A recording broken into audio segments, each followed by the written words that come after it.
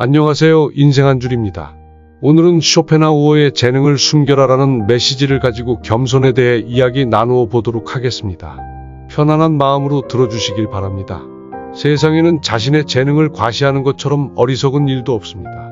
대부분의 사람들이 남의 재능을 칭찬하고 격려하는 것처럼 보이지만 속으로는 시기와 질투심에 사로잡히기 쉽습니다.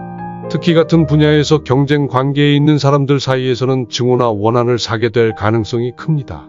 이러한 상황에서 자신의 뛰어난 재능을 과시하는 순간 공격의 표적이 된다는 사실을 잊어서는 안 됩니다. 인간의 가장 큰 번영은 쾌락과 허영심을 만족시키는 일입니다. 이 쾌락과 허영심은 남과 자신을 비교한 우월감에서 나오기 때문에 함께 어울리는 가운데 누군가가 뛰어난 재능을 가졌다는 사실은 다른 많은 사람들에게 정신적 모욕감이나 피해를 줄 수 있습니다. 이러한 미움과 분노는 어떤 식으로든 표출되기 마련입니다. 따라서 재능이 뛰어난 사람이 가장 먼저 해야 할 일은 자신의 안전을 위해 재능을 감추는 것입니다. 재능이 뛰어난 사람은 자신이 남들과 똑같이 평범하다는 것을 애써 보여야 합니다. 잘난 척하는 사람들이 미움을 받는 이유도 여기에 있습니다. 쇼펜하우어는 모난 돌이 정 맞는다 는 속담을 인용하며 너무 뛰어난 사람은 남에게 미움을 받기 쉽다는 점을 강조했습니다. 그렇다고 해서 재능을 계속 숨기고 살 수는 없습니다. 벤저민 프랭클린도 시기가 무슨 소용이 있겠냐며 재능을 감추지 말라고 했습니다. 따라서 우리에게 주어진 재능을 활용하되 항상 겸손해야 한다고 말하고 싶습니다.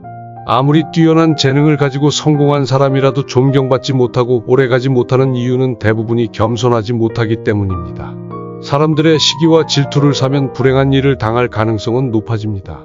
이러한 예로 미국의 권투 헤비급 챔피언인 조 루이스는 자신을 몰라보고 버스에서 시비를 거는 3명의 남자에게 맞대응하지 않고 명함을 건넨 후 조용히 지나갔습니다.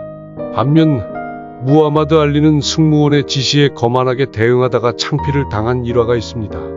이처럼 겸손은 재능을 가진 사람을 더 훌륭하게 만듭니다. 겸손은 높고 낮음의 문제가 아니라 나의 인격적 성숙함의 표현이기도 합니다. 결국 자신의 재능을 과시하는 것보다는 겸손하게 행동하는 것이 더 중요합니다. 겸손함은 사람들로부터 존경을 받을 수 있는 중요한 덕목이며 자신의 재능을 더욱 빛나게 만듭니다. 타인의 시기와 질투를 피하고 자신의 재능을 더욱 효과적으로 활용하기 위해서는 항상 겸손한 자세를 유지하는 것이 필요합니다. 이는 우리의 인격적 성숙을 나타내는 중요한 지표이기도 합니다. 오늘은 쇼펜하우어의 말을 가지고 겸손이라는 단어에 대해 생각해 봤습니다. 겸손은 나이가 들수록 더 필요한 미덕이라는 생각이 듭니다. 평안한 밤 되시고 영상이 좋으셨다면 구독, 좋아요 부탁드립니다. 감사합니다.